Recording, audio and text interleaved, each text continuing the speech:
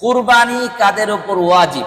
জিলহজ মাসের 10 তারিখ সুবহে সাদেক থেকে নিয়ে 12 তারিখ সূর্যাস্ত পর্যন্ত এই 3 দিনের মাঝে সুস্থ মস্তিষ্ক সম্পন্ন বালেগের কাছে যদি নেশাব পরিমাণ মালের মালিক থাকে তাহলে তার উপর কুরবানি ওয়াজিব। কথা বলা কঠিন হয়ে গেছে, ব্যাখ্যা করতেছি। অর্থাৎ নেশাব পরিমাণ মালটা কি এটা আমি পরে ব্যাখ্যা করব। এই 3 দিনের মাঝে সুস্থ মস্তিষ্ক সম্পন্ন বালেগ তার কাছে যদি নেশাব পরিমাণ মাল থাকে তাহলে তার উপর কুরবানি ওয়াজিব। এখন একজন মানুষ পাগল, সম্পত্তি আছে, তার উপর কুরবানি কি না? ওয়াজিব না। একজনের সম্পত্তি আছে কিন্তু নাবালেগ, তার উপরও কি না? কুরবানি ওয়াজিব না। বুঝতে পারলাম? তাহলে কুরবানি ওয়াজিব হওয়ার জন্য সুস্থ মস্তিষ্ক সম্পন্ন বালেগ হওয়া লাগবে, এরপরে সম্পদের মালিক হওয়া লাগবে। এখন আসেন আমরা নেশাব পরিমাণ মাল কি, কতটুকু সম্পত্তি থাকলে কুরবানি ওয়াজিব হয়? আমার কথা কি শোনা যায়? স্পিকারের সমস্যা? হ্যাঁ, এমনি কথা শোনা যাবে আশা করি বারান্দা পর্যন্ত। আচ্ছা, এখন বলতে চাচ্ছিলাম নেশাব পরিমাণ মালটা কি। জাকাতের যেই নেশাব কুরবানির একই নেশাব, তাহলে জাকাতের নেশাবটা কি? এটা হইল 7.5 ভরি স্বর্ণ অথবা 52.5 তোলা রূপা। 7.5 ভরি স্বর্ণ অথবা 52.5 তোলা রূপা যদি কারো কাছে থাকে, কিংবা তার সমপরিমাণ সম্পত্তি টাকা পয়সা থাকে, তাহলে তার উপর কুরবানি ওয়াজিব। তাহলে 7.5 ভরি স্বর্ণ এখন কয়জনের কাছে আছে? নাই, স্বর্ণ অনেক দাম। 52.5 তোলা রূপা মানে 52 ভরি রূপা, এটা অনেকের কাছে নাই, কারণ এত রূপা তো মানুষের কাছে থাকার কথা না। তাহলে টাকা তো আছে, বর্তমান বাজার দরে 52.5 তোলা রূপার টাকা 80 থেকে 85, 90 এর মাঝামাঝি আছে, সর্বোচ্চ 100। কিন্তু কুরবানির নেশাব ধরা হয়েছে 80,000। কত হাজার?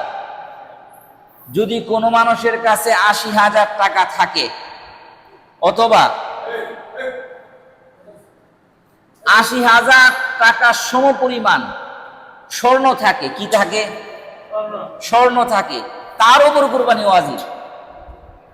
আমার কথা মনে বুঝতেছেন না আপনারা? কারো কাছে যদি 80,000 টাকা থাকে কিংবা সেই পরিমাণ সমপরিমাণ টাকা সমপরিমাণ স্বর্ণ আছে, তার উপর কি? কুরবানি ওয়াজিব। এখন মনে রাখবেন, এটা সবচেয়ে বেশি ভুল করে আমাদের সমাজে। কুরবানি পরিবারের উপর ওয়াজিব হয় না। কুরবানি পরিবারের উপর কি হয় না? ওয়াজিব হয় না। কুরবানি ওয়াজিব হয় ব্যক্তির উপরে। কিসের উপরে? ব্যক্তির উপরে কুরবানি ওয়াজিব হয়। ধরেন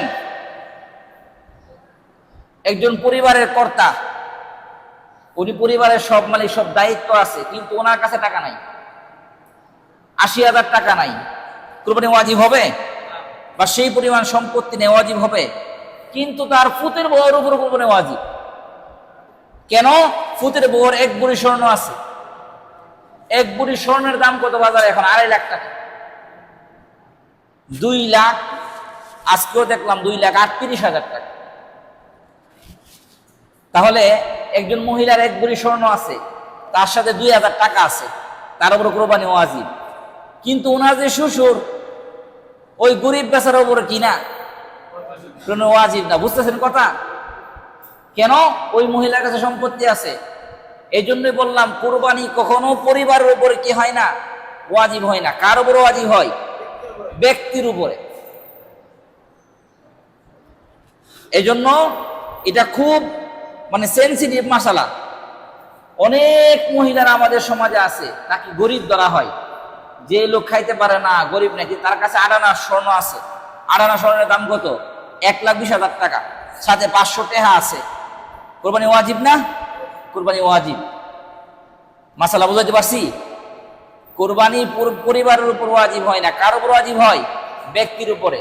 কোনো মহিলা কিংবা পুরুষ কারো কাছে যদি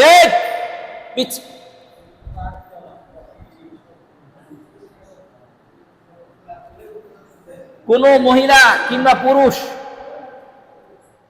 তাদের কাছে যদি ৮০,০০০ টাকা কিংবা তার কাছে সেই পরিমাণ স্বর্ণ অথবা টাকা থাকে, তার উপর কি কুরবানি ওয়াজিব। কুরবানির নেসাব বুঝাইতে পারলাম? এই গেল কুরবানির নেসাব। এরপরে আসেন, প্রয়োজনের অতিরিক্ত সম্পত্তি থাকলে ওটার উপরও নেসাবের অন্তর্ভুক্ত হবে। প্রয়োজনের অতিরিক্ত সম্পত্তি কি? একজনের ঘর, সে অনেক গরিব মানুষ, কিন্তু একটা টেলিভিশন আছে বড়, টেলিভিশন দ্বারা প্রয়োজন আছে, এছাড়া চলে না। এই টেলিভিশন হলো প্রয়োজনের অতিরিক্ত সম্পদ। এটার বাজার মূল্য ধরা হবে, এই টেলিভিশনটার বাজারের মূল্য কত, সেই মূল্য হিসাব করে যদি সেই নেসাবের মালিক হয়, এই ৮০,০০০ টাকার মধ্যে ধরা হবে। নেসাবের মালিক হলে তার উপর কুরবানি ওয়াজিব।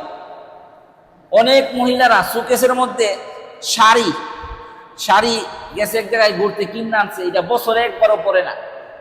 স্বামী ওর শাড়ি অনেক দামি, বুঝতে পারলাম? এটা বছরে একবারও পরে না, ২ বছরে একবার পরে না, সাজায় রাখছে সুকেসে। ওইটাও প্রয়োজনীয় অতিরিক্ত সম্পদ, ওইটার মূল্য নির্ধারণ করে তার উপর কুরবানি ওয়াজিব হবে। একটা দামি কাপ অথবা ফ্রিজ, এটা কিনা বিদেশ থেকে আনছে, ২০,০০০ টাকা দাম, সাজায় রাখছে ঘরে, এটা ব্যবহার করে না, ওইটাও প্রয়োজনীয় অতিরিক্ত সম্পদ, ওইটার মূল্য হিসাব করেও কুরবানি ওয়াজিব হবে। কথা বোঝাইতে পারছি? প্রয়োজনের অতিরিক্ত সম্পত্তি হিসাব করে কি করবে? কুরবানি ওয়াজিব হবে। ধরেন একজনের ১০ কানি জমি আছে, 2 কানি জমি দিয়া তার ঘরের খুরাকি চলে, আর বাকি 8 কানি জমির ফসল দিয়া তার খুরাকিতে লাগে না। এই 8 কানি জমির ফসল যেটা, ওইটা প্রয়োজনীয় অতিরিক্ত সম্পদ, ওইটা হিসাব করে তার উপর কুরবানি ওয়াজিব হবে। কথা ক্লিয়ার করতে পারছি? প্রয়োজনীয় অতিরিক্ত সম্পদ হিসাব করে কুরবানি ওয়াজিব হবে, কিন্তু যাকাতের ক্ষেত্রে এটা হয় না। যাকাতের ক্ষেত্রে এটা হয় না। 3 নাম্বার মাসালা, নাবালকের পক্ষ থেকে কুরবানি দিতে পারবে? কোন একটা বাচ্চা নাবালক, তার সম্পত্তি আছে, তার উপর কুরবানি ওয়াজিব? ওয়াজিব না, সে নাবালক। যদি কেউ দিতে চায়, দিতে পারবে কিনা? দিতে পারবে, মুস্তাহাব, না দিলেও কি নাই, সমস্যা নাই, চাইলে দিতে পারবে। গরিব দরিদ্র ব্যক্তির উপর কি কুরবানি ওয়াজিব? না। প্রশ্ন, গরিব অথবা দরিদ্র ব্যক্তির উপর কুরবানি ওয়াজিব হবে না। এখন ধরেন কোন গরিব মানুষ পাকনামি কইরা গরু কিনা লাইছে, হের উপর কি না কুরবানি ওয়াজিব না।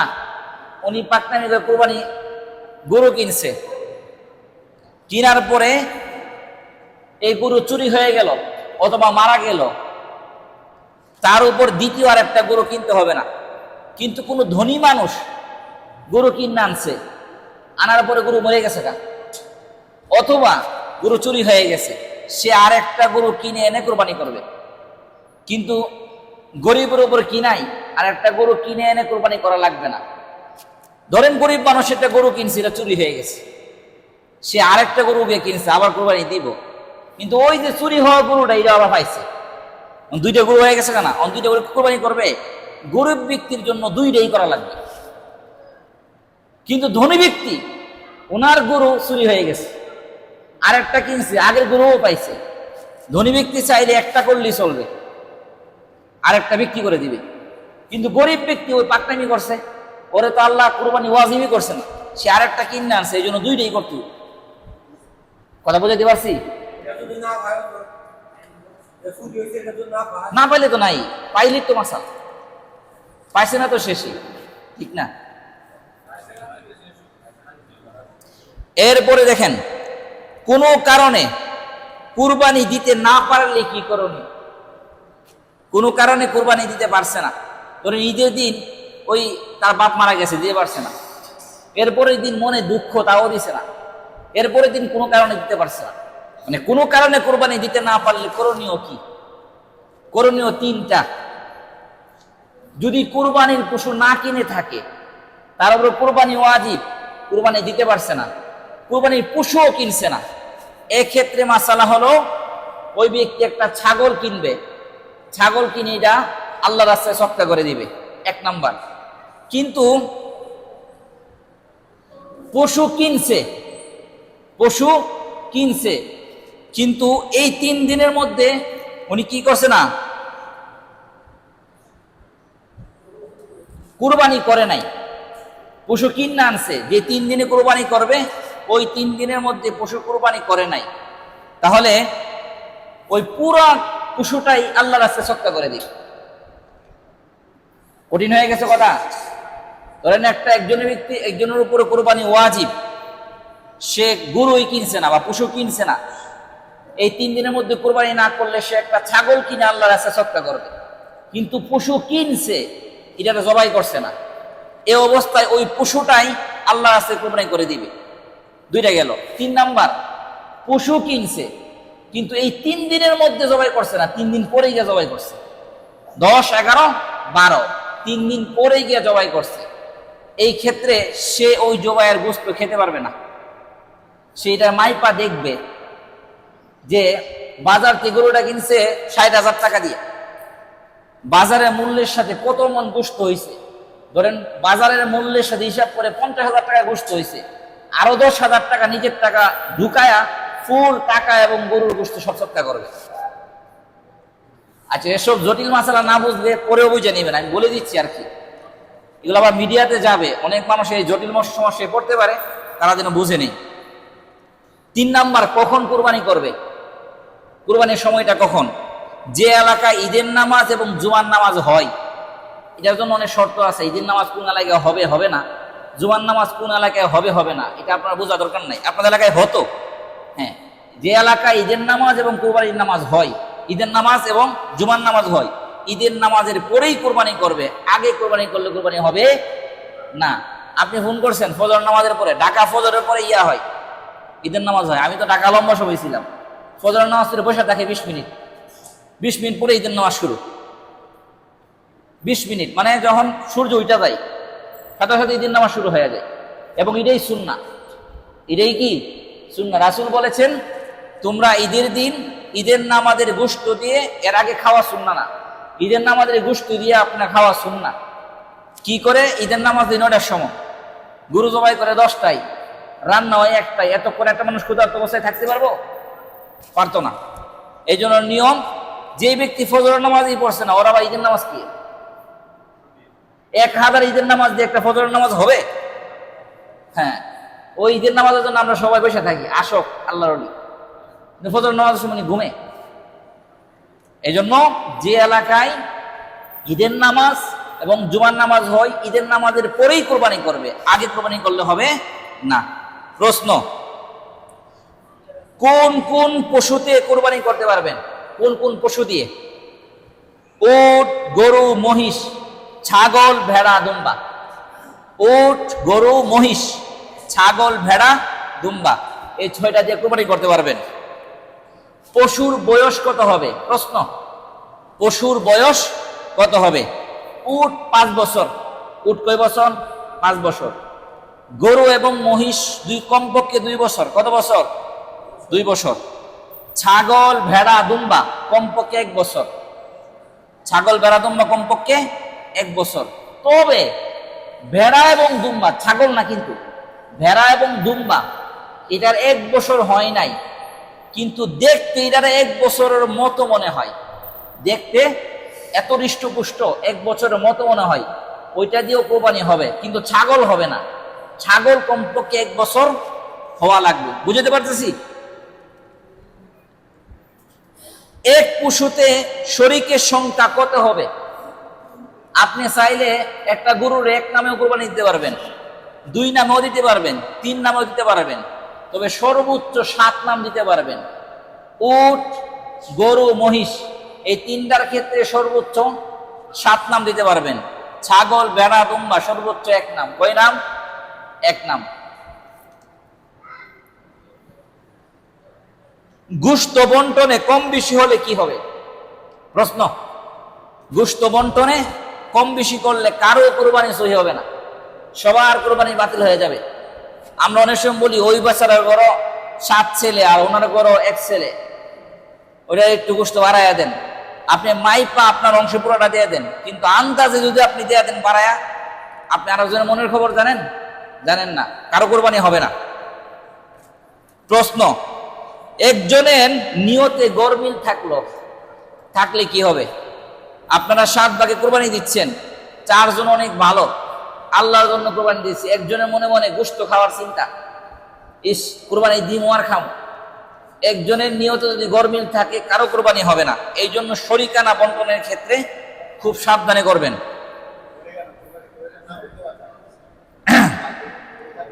এরপরে প্রশ্ন, কুরবানিতে কি আকিকা দেওয়া যায়? কুরবানি থেকে আকিকা আপনারা দিতে পারবেন কিনা? দিতে পারবেন। কুরবানিতে আকিকা দেওয়া যাবে, কোনো সমস্যা নাই। প্রশ্ন, শরীকদের মধ্যে কারো টাকা হারাম হলে কি হবে? আপনি শরিকানায় কোরবানি দিচ্ছেন, শরীকদের মধ্যে একজনের টাকা হারাম আছে, উনি হারাম কোম্পানির চাকরি করে অথবা সুদী ব্যাংকে চাকরি করে। সুদী ব্যাংক বুঝেননি? বাংলাদেশে অনেকগুলো ব্যাংক সরকারের কাছ থেকে সাইন নিয়ে আসছে, আমরা লেনদেন করবো সুদী। 2-3টা ব্যাংক আছে, এরা সরকারের কাছ থেকে সাইন নিয়ে আসছে যে আমরা শরিয়া ভিত্তিক পদ্ধতি অনুসরণ করে আমরা কি করব, ব্যাংক চালাবো। এরপর আয়সা অকাম করে, এরপর আয়সা সুদ দেয়, কিন্তু চুক্তি কিসে? চুক্তি আমরা শরিয়া ভিত্তিক করব। একজন ব্যক্তি ধরেন সে কইল যে আমি নামাজ আল্লাহর বিধান ফরজ, এটা মানি, কিন্তু হে পড়ে না। আরেকজন আল্লাহর বিধান নামাজ এটা মানে না, কিন্তু সবসময় নামাজ পড়ে। দ্বিতীয়টার ইমান আছে? বিধান মানতে হইব। সুদভিত্তিক যে লেনদেন, সুদভিত্তিক ব্যাংকগুলো আছে, ওই ব্যাংকে একজন চাকরি করে অথবা এনজিওতে চাকরি করে, গ্রামীণ ব্যাংকে চাকরি করে, সুদভিত্তিক লেনদেন আছে, এমন ব্যক্তির টাকা যদি কোরবানির অংশে থাকে, কারো কোরবানি হবে না।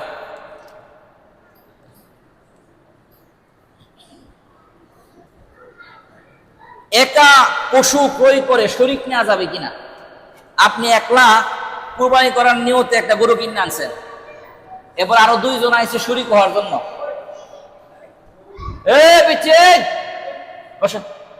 ওদিক কি তোমাদের? একা পশু কুরবানি করার জন্য আপনি গরু কিনে আনছেন, এরপর আর 2 জন আসছে যে আমার শরিকানাই নেন, নিতে পারবেন, কোনো সমস্যা নাই। তবে শরীয়তের মাসালা হলো, এই ব্যক্তি 1 নাম দেখ আর 2 নাম দেখ, তার কাছ থেকে টাকা না নেওয়া হইল উত্তম। আপনি চাইলে টাকা নিতে পারবেন, তার কাছ থেকে টাকা না নেওয়া উত্তম। দাঁত ছাড়া পশু দিয়ে কোরবানি করা যাবে কিনা? দাঁত ছাড়া পশু, একজন পশুর মুখ, একটা পশু এত বৃদ্ধ হয়ে গেছে, এর অর্ধেক দাঁত আছে আর অর্ধেক নাই, অথবা ফুল দাঁতই পড়ে গেছে। যদি ওই পশু ঘাস খেতে না পারে, ঘাস চাবায়া ঘাস খাইতে পারে না, এত দাঁত পড়া পড়ছে, চাবায়া ঘাস খেতে পারে না, ওই পশু দিয়ে কোরবানি হবে না। যদি ঘাস স্বাভাবিক খেতে পারে, সেই পরিমাণ দাঁত থাকে, কোরবানি হবে। শিং ভাঙ্গা গরু দিয়ে কোরবানি হবে কিনা? শিং ভাঙ্গা পশু যদি শিং একেবারে গুড়া থেকে ভেঙে যায়, যেভাবে ভাঙ্গার কারণে মস্তিষ্ক ক্ষতিগ্রস্ত হয়, মস্তিষ্ক একবারে গোড়া থেকে ভাঙছে, এটার মস্তিষ্ক কি হয়েছে? ক্ষতিগ্রস্ত হয়েছে, ওই গরু দিয়ে কোরবানি হবে না। শিং অর্ধেক ভেঙে গেছে অথবা অল্প একটু ভাঙছে, অর্ধেকের চাইতে কম অথবা অল্প একটু ভাঙছে, ওই গরু দিয়ে কোরবানি হবে। বুঝতে পারছি? কান লেস কাটা থাকলে কোরবানি হবে কিনা? গরুর কান অথবা লেজ কাটা আছে, কোরবানি হবে কিনা? কান অথবা লেজ অর্ধেক অথবা অর্ধেকের চাইতে বেশি যদি কাটা থাকে, কান লেজ অর্ধেক অথবা অর্ধেকের চাইতে বেশি যদি কাটা থাকে, ওটাতে কোরবানি হবে না। অর্ধেকের চাইতে কম যদি কাটা থাকে, কোরবানি হবে। অন্ধ পশু দিয়ে কোরবানি হবে কিনা? যদি 2 চোখ অন্ধ থাকে, হবে না। 1 চোখ ফুল অন্ধ, তাও হবে না। 2 চোখ অন্ধ হবে না, 1 চোখ ফুল অন্ধ, তাও হবে না। একটু কিছু জাপসা দেখে এমন মনে হয় হবে। গর্ভবতী পশু দিয়ে কোরবানি করা জায়েজ কিনা? গর্ভবতী পশু জায়েজ, গর্ভবতী পশু দিয়ে কোরবানি করা যাবে। এটার পেটে যে বাচ্চা পাবেন ওইটারও জবাই করবেন। গর্ভবতী পশু আপনি জবাই করছেন, পেটে একটা বাচ্চা পাইছেন, ওইটাকেও জবাই করতে হবে। গোশত খেতে পারবেন, কোনো সমস্যা নাই। বিক্রেতা বয়স পূর্ণ বলে বিক্রি করেছে, কিন্তু আপনার কাছে বয়স কম মনে হয়। বিক্রেতা কইছে যে গরুর এটা 2 বছর হয়েছে, ছাগলের 1 বছর হয়েছে। আপনি কিনে আনার পরে মুরব্বীরা বলতেছে এটা 1 বছর হওয়ার কিনা, মানে নাও কিছু কম হইতে পারে। এই ক্ষেত্রে বিক্রেতার কথাই ধর্তব্য। ওই গরু দিয়ে কোরবানি হবে, গুনাহ হবে বিক্রেতার। কার? যে বিক্রি করছে তার গুনাহ হবে, আপনার গুনাহ হবে না।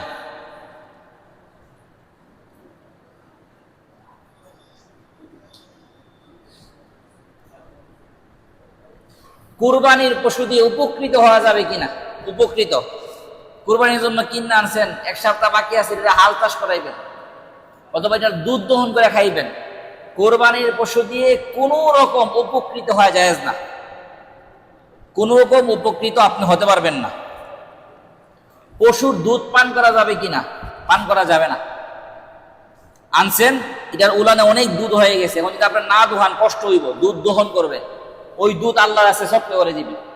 কারণ আপনি ভুলে খায়া ফেলাইছেন, আপনি পরে জানছেন সৎকা করা লাগবে, যতটুকু দুধ খাইছেন সেই পরিমাণ টাকা আল্লাহর কাছে সৎকা করবে যদি খায়া ফেলান। গরু কিনে আনছেন 5 শরীকে, কোন একজন শরীকের মৃত্যু ঘটছে, শরীক মারা গেছে, তখন কি করবেন? ওই শরীকের যারা ওয়ারিস তারা যদি আপনার সাথে কোরবানি করতে চায় তাহলে আপনারা কোরবানি করবেন। তারা যদি না করে, বাকিরা তার শরীকেরা সমপরিমাণ টাকা তাকে নিজেদের মধ্যে উঠায় দিয়ে দিবেন। চাইলে অন্য আর একজন শরীক নিতে পারবেন, কোনো সমস্যা নাই।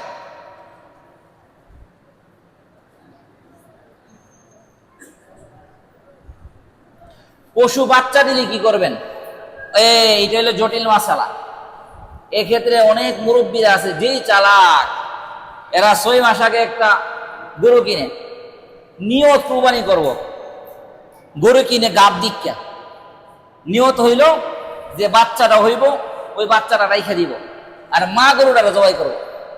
লাভ এটা সুস্পষ্ট যে যে পরিমাণ টাকা দিয়ে গরু আনছিল এই টাকাটা থেকে গেল, কোরবানি করে নিল। আপনি যদি মনে মনে কোরবানির নিয়ত করে গরু কিনা থাকেন তাহলে যে বাচ্চাটা হবে ওই বাচ্চাটাকেও কোরবানি করতে হবে, ওই বাচ্চাটা আপনারা রাখতে পারবেন না। আর যে ঘরের মধ্যে খাবারের জন্য আপনি আনছেন, পালার জন্য আনছেন, পরে নিয়ত করছেন ভিন্ন সাবজেক্ট, কিন্তু আপনি 6 মাস আগেই নিয়ত করছেন কোরবানি করবেন। এই নিয়তে গরু আনলে এটার পেটে যদি বাচ্চা আসে ওই বাচ্চাকে কোরবানি করতে হবে, অন্যথায় না জায়েজ হবে কোরবানি। মৃত ব্যক্তির পক্ষ থেকে কোরবানি করতে পারবেন, এটা এই কয়েকদিন যাবৎ খুব সাংঘাতিক মাসালা চলতেছে। মৃত ব্যক্তির পক্ষ থেকে কোরবানি করতে পারবেন কিনা? পারবেন। আপনি আপনার দাদার নামে, চাচার নামে, বাবার নামে করতে পারবেন এবং ওই গোশত আপনি খেতে পারবেন, কোনো সমস্যা নাই। কিন্তু মৃত ব্যক্তি যদি আপনাকে ওসিয়ত করে থাকে, ওসিয়ত, এই যে আমার পোলা আমি যদি মারা যাই প্রত্যেক বছর আমার নামে এক নামে কোরবানি করবে, এটা আমি ওসিয়ত করলাম, যদি ওসিয়ত করে যায় মৃত ব্যক্তি, ওই নামের গোশত আপনি খেতে পারবেন না। ফুল গোশত আল্লাহর রাস্তায় সৎকা করতে হবে। কথা বুঝাইতে পারছি? একটা হলে এমনি আপনি আপনার দাদার নামে দেন, ওই গোশত আপনি খেতে পারবেন, কোনো সমস্যা নাই। কিন্তু মৃত ব্যক্তি যদি আপনাকে ওসিয়ত করে যায় আমার নামে প্রত্যেক বছর কোরবানি করবে, 1 নাম হোক 2 নাম হোক, এটা আমি তোমাকে ওসিয়ত করলাম, ওসিয়তকৃত গোশত আপনি খেতে পারবেন না, আল্লাহর রাস্তায় সৎকা করতে হবে।